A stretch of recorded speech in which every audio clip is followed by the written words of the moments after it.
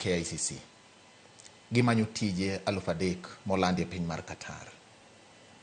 Kwan oganda mane ni KICC chakre tich abich nyoro en kwan oganda ma oganda jaluo bro wacho ni dhano machal mire.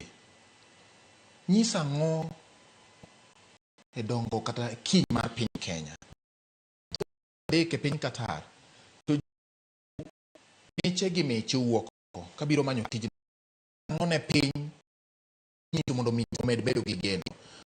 Kila e wach mar e kinde ma migawo mar somo nolando thuolo maromo thuolo 46,000 mar ndiko jopuonj, to iwacho ni moloyo ji 300,000 nooro kwayo kadwaro thuologo.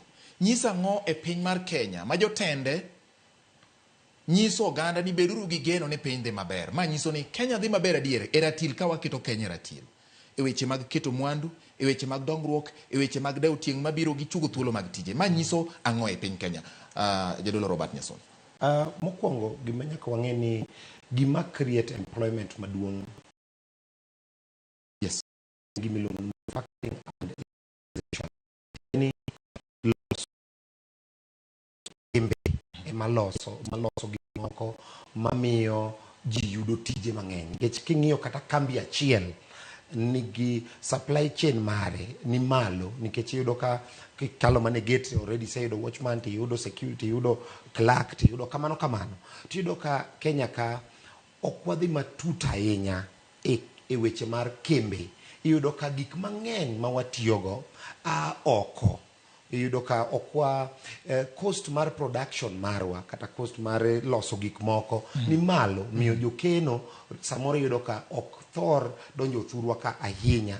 To ka wang'iyo mano bende gi population, iyudo ka sirkal nodonjo matut ahinya e yore mag somo. Iyudo ka ji duto te somo, ji duto te nigi otese maginyalo yudo go tije. Kendo iyudo ka jokenya somo kabisa, ginyalo yudo tije mang'eny. Tiyudo ka kar tijego tin koluwore kod kipimo gi opportunities ma wantiere go.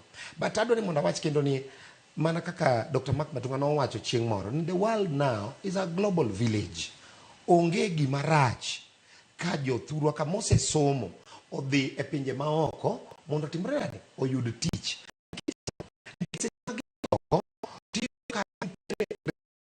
Kenya pesa oko dongruok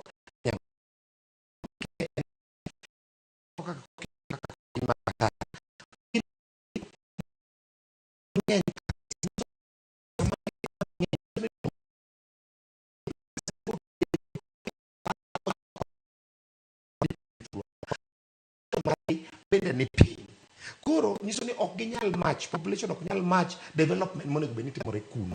Omiyo ok en richo mondo mi jowa oringo dhi oko, odhi omany tich, kaeto chako kel pesa thurwa. Pek mane ma piny nyalo yudo ko export labor kata skilled manpower, ko export otero gi oko mang'eny, teno dong kasa moro dong matin. Pek mane mabedo? Pek mantie en ni yudo ka the best, nikech kata kuma neno ji pangela enino eno, dong itimo interview. Nyiso ni jowu mabeyo, cream de la cream, malo. Iyudo ka jowa mondo gi sirikal kaka koro jopuonj, iyudo ka samoro osara ma TSC chulo Kenya ka, iyudo ka joka chulo kata didek, kata ding'wen. Omiyo udhi wito jogeu mabeyo. Mane risk ma samoro Kenya koro nyalo face, nikech iyudo ka koro the best magu bende koro timore nade dhi oko kacha, ma is a disadvantage. Lakini one kod crisis Kenya ka, ji onge tich, ji osomo, graduation ni malo. Mana kaka koro niwacho tij puonj, iyudo ka sani nyaka nyocha kata president kata polisi pok okaw. Iyudo ka ji osomo mang'eny to tich ti koro nyaka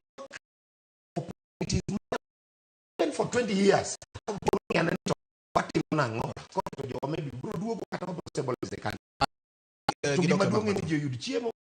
All right.